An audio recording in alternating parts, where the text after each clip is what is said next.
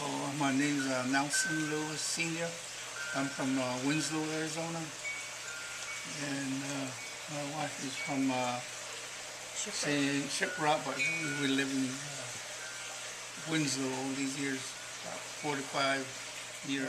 The bear represents power, strength, and then we get a piece of stone like that, Sierra sandstone, and then sometimes you see figures or something in the rock. Like I saw this when I saw this rock. There was a cave behind here. He's standing at the foot of the cave.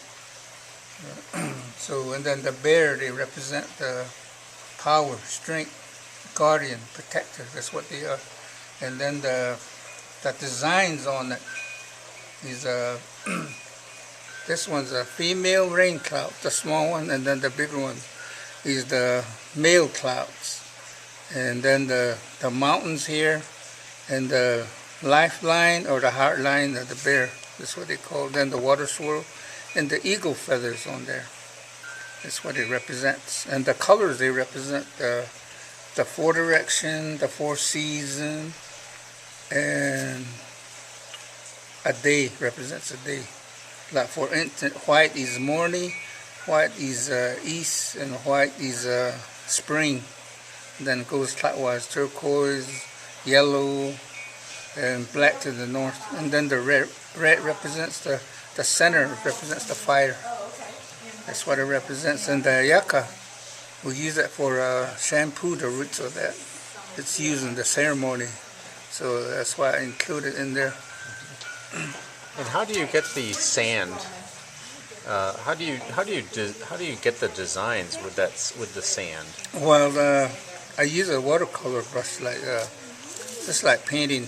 Make our line the design with the watercolor brush using glue, and then we sprinkle the color that we want on there.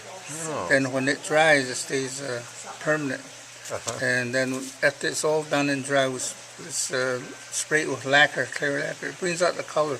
Also seals it for a cleaning purpose. So all you need is a feather duster to keep it. This is a female Yebiche figure, and what she's doing is she's gathering the corn pollen, putting it in her pouch, and then we use that for offering. Then it's both used in the healing and the blessing away ceremony. And then the rainbow represents water for the crop, and that's what it represents. And it's on Sedona sandstone. The grain is natural. Nature is the one that made the design. This one is the same, but this one's a male, the round head. They're male, and then he's like a chief, the head dancer. And the one with two feathers, they follow the head dancer. Usually 6 to a dozen in the group. It's a winter ceremony. That's the longest we have. It's 9 days, 9 nights. And he's dressed up to dance in the ceremony for a sick person, to heal a sick person. That's what it represents. 1965, I met my father-in-law. He was doing this when I met him. And I guess when he used to demonstrate on the ground with the loose sand, he used to go to New York, the World's Fair, in the 1940s, 50s. And people tell him that to make it permanent, because what he makes on the ground, he erases it. So that's where they got the idea. And then him and his relatives, they got together and they experienced making that permanently. So that's where it started. It was started around Sheep Spring, New Mexico. But me, I would live in Arizona, so that's where we live. And that's where it started.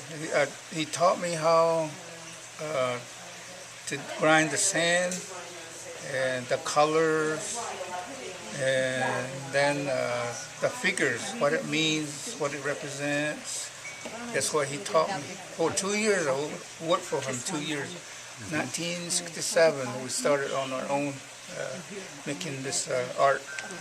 Ever since then, we've been doing it, and we still, to this day, we're still doing pieces on pressboard, and bigger pieces.